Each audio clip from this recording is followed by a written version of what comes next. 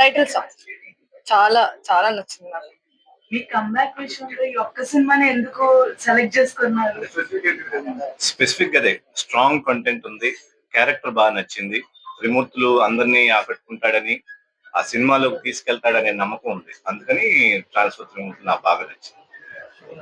ఈ మూవీలో అంటే ప్రేక్షకులకి ఏ రకమైన టైప్ ఆఫ్ లో ఉంటాయి అంటే ఫ్యామిలీ గానీ అలా సీరియస్ అన్ని ఇమోషన్స్ ఉంటాయి.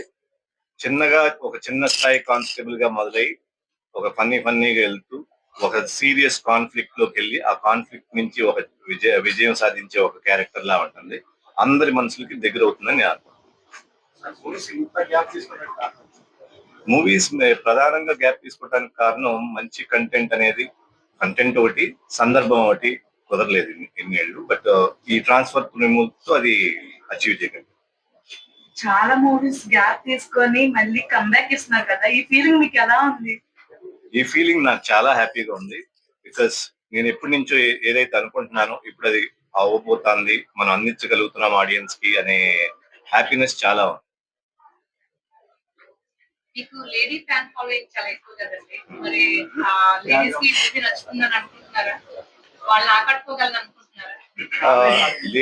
లేడీ ఆడియన్స్, ఫ్యామిలీ ఆడియన్స్ నాకు చాలా మంది నేనంటే ఇష్టపడతారు కాబట్టి డెఫినెట్ గా వాళ్ళకి ఇది ఎప్పుడైనా ఇప్పుడు నేను కొంత రెస్పాన్స్ తీసుకుంటే ఎక్కువగా అమ్మాయిలకి, ఫ్యామిలీస్ కి ఆ క్యారెక్టర్ బాగా నచ్చుతాను. నేను చూసిన వాళ్ళ దగ్గర నుంచి ఫీడ్బ్యాక్ తీసుకున్నాను.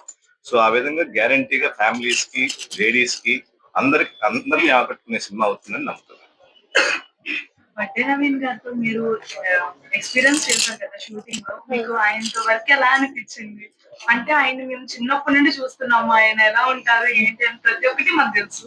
ఆయనతో వర్క్ చేసినప్పుడు మీ ఎక్స్పీరియన్స్ ఎలా ఉంది? నా ఎక్స్పీరియన్స్ చెప్పాలంటే ఎంత ఎక్స్పీరియన్స్ ఉన్న యాక్టర్ తో పని చేస్తున్నాను, కానీ ఒక్క పర్సెంట్ కూడా యాటిట్యూడ్, ఈగో ఏం వేటేజ్ లేదు సార్ కి. చాలా ప్యాషనేట్ గా, చాలా డౌన్ టు ఎర్త్ గా మూవీ తీసారు. నాకు కొంచెం గ్రామర్ మిస్టేక్ అయిపోతుంది. చాలా ప్యాషనేట్ గా తీసారు. అండ్ ఎక్స్ట్రీమ్లీ కామ్ పర్సన్ అండి, చాలా కామ్ గా ఉంటారు. ఇప్పుడు మీరు ఎలా చూస్తున్నారు, మొత్తం షూట్ డే లో నేను ఒక్క రోజు కూడా కోపంలో చూడలేదు. ఇప్పటి వరకు నేను అస్సలు ఎక్స్పీరియన్స్ చేయలేదు. ఒక్కసారి కూడా డైరెక్టర్, ప్రొడ్యూసర్ కూడా కదా, ఒక్కసారి కూడా ఆ పేషెంట్ అక్కడ పేషెంట్స్ వెళ్ళలేదు. So hats off to his patience. And చాలా ఎలానే ఉంటారు. That's it, same. నవీన్ గారు, మీ ఓల్డ్ మూవీస్ మంచి మంచి హిట్స్ ఉన్నాయి కదా, ఇప్పుడు రీ రిలీజ్ వాటిల్లో రీ రిలీజ్ అనేది ప్రొడ్యూసర్స్ డిసైడ్ చేయాలి కాబట్టి అది నా చేతిలో లేదు. మేబీ చేస్తారేమో. చేస్తే ఏ మూవీ రిలీజ్ చేస్తే బాగుంటుంది అనుకుంటున్నారు?